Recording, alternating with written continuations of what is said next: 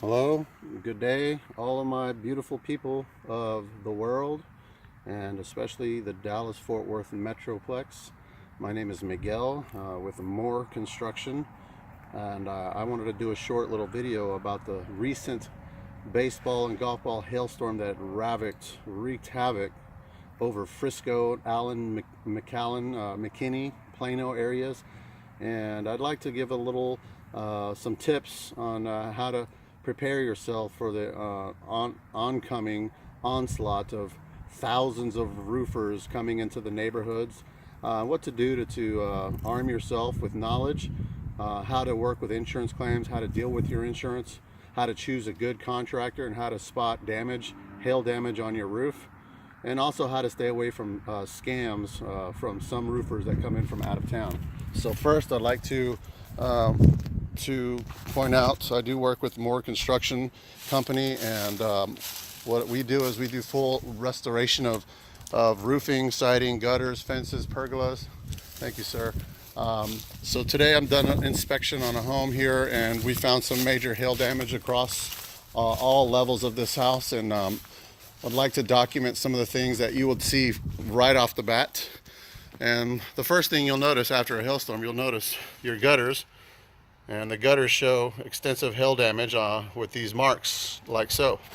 And this gutter has tons of them. And you'll also notice hits on the bottoms of the gutters. It's a little bright right now, so I'm not sure if you can see that, but you can walk under the bottoms and see hail hits all over the bottoms. I'm going to walk over here to the fence real quick since I'm over here. What happens to fences is what we call hail splatter or peppering, and you can see how it's damaged, violated the integrity of the stain of the fence. Now the fence is still standing, so what's going to happen here is the insurance is going to actually pay to pressure wash this entire fence and re-stain the whole fence to get it back into its original condition. And you can see the whole backyard has the same peppering or hail splatter. You could just see, and you could also see it. There's a story being told by the size of these hits. So putting my hand up there, you could tell that these hailstones were probably nickel to quarter size on some of them, and some of them you can see golf ball size hail. So you can kind of tell what direction as well the storm came from. So when I'm looking at the splatter on the side over here, and then on the back run here, here's a larger one right there. You see that larger one? So there's a mix of hail. They come in many sizes. The baseball hail was more west of this area. This one was golf ball and quarter size. And you can see the golf ball and quarter size right here. Yeah, there you go. See how the bigger one's there and the little one's mixed in? So this whole back wall and that whole side wall and the whole front wall has gotten hit. And actually, this other side wall has been hit. So really, every single side of this fence is going to be covered by the insurance to be power washed and stained. And let's see if we can get some of those gutter hits.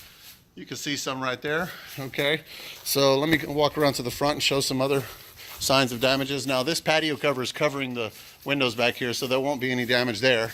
You know, more hits to the gutters, as you could tell. Let me go around to the front. And let's look at some more gutters and also the windows damage that I noticed. Window screen damage. Now, some of the damages might be too small, might be very small, and you'd have to come up close, and there you go. There's a breakage of the screen right there, so the insurance is actually going to pay to replace this whole screen. And let me come over here and look at this downspout. I mean, that's an extension on the ground, and that got pummeled, totally pummeled. So these are some of the first signs that you could tell of hail damage. These are smaller hits over here, but you could definitely make them out. See those small hits right there? The hail definitely broke up the screen. The insurance is going to pay for that screen. And then this one also, you can see those clearly. This screen right here has been completely removed from the ring, the O-ring around it. So yeah, here we go. Let's go around, let's get on the roof now. So those are the first signs that you can tell that you've got hail damage. If you see that on your house after a hailstorm, you definitely want to call a contractor out to give you an inspection of your roof. And most contractors will give you a free inspection. And here's some gutter hits from the top. I took a chalk mark a chalk and I marked them up. So you're also going to want to call your insurance when you know you have damage, but definitely call a contractor first. And here's one of the hailstones right from the ladder, one of the hail hits. So I can already see hail hits from the ladder, not even getting on this roof. So let's go take a look here. But you want to watch out. You want to choose your contractor wisely. First of all, I would highly recommend you go with a local contractor that's either in your city or right around the surrounding areas. Here you go. You could already see hail on the ridge cap and on the shingles in the front.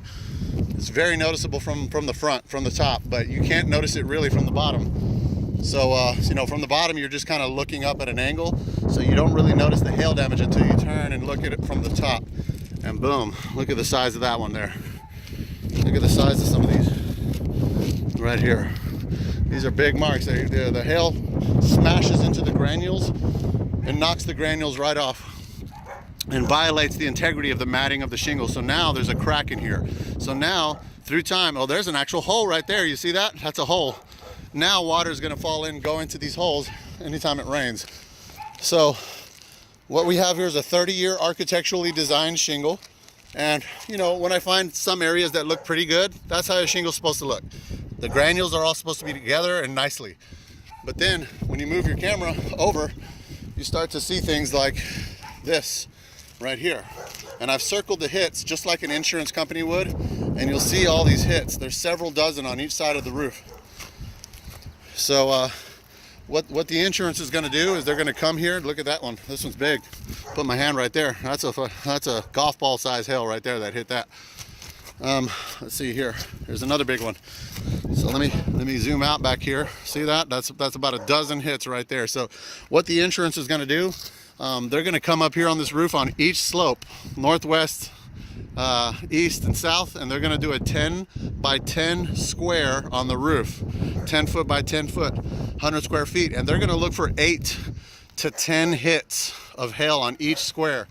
And what that's going to do is give them an average amount of hits per square that is on the whole roof. So all they need is a test square, and once they find what they need on the test square, that gives them the criteria of what they need to approve or total a roof. And check out these vent caps. Vent caps all smashed. Now you can tell the density, the hardness of the hail when you look at stuff like these power vent covers.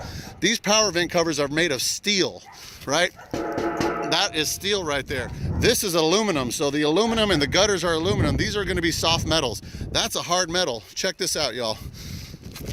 Look at that dent right there. That dented the steel. So that tells me on all of these power vents have a big welt in them. So that tells me within the quarter and golf ball hail, there was like maybe a couple of baseball sized ones that came in. And and they're also very dense and hard, so they dented those power vents. And here's the other slope on there. I circled about 10 over here. You know, here's another one on the ridge cap and the chimney cap. So the chimney cap has also been hit. We use the chalk to kind of show where they are. It's a lot easier to see. But yeah, wanted to go over that. A couple of things to look out for. Now I want to sit down here for a minute and keep going.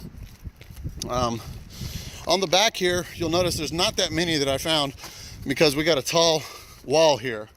So the wall here must have kind of protected this area a little bit.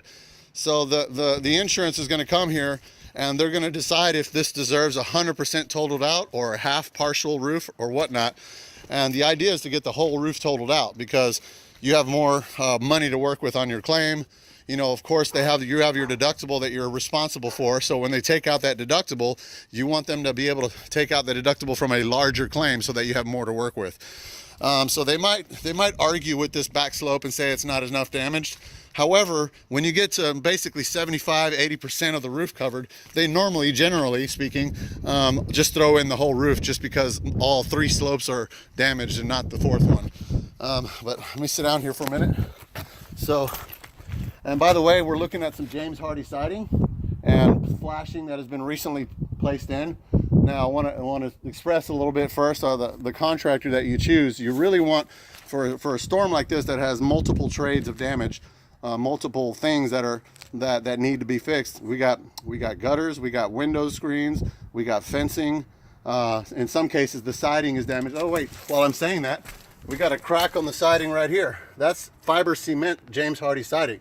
So, you know, when we check out the chimneys and stuff, you know, you saw the chimney cap. We got that, we got the roof, the fencing. We got multiple trades here. So a lot of these roofers that are coming into your town are from out of town. Just number one, you want to make sure you're dealing with a roofer that's local. Some of these, what we call fly-by-night roofers or storm chasers, they live in Oklahoma, Colorado, New Mexico, Arizona, Louisiana. They're looking for some jobs. They're looking for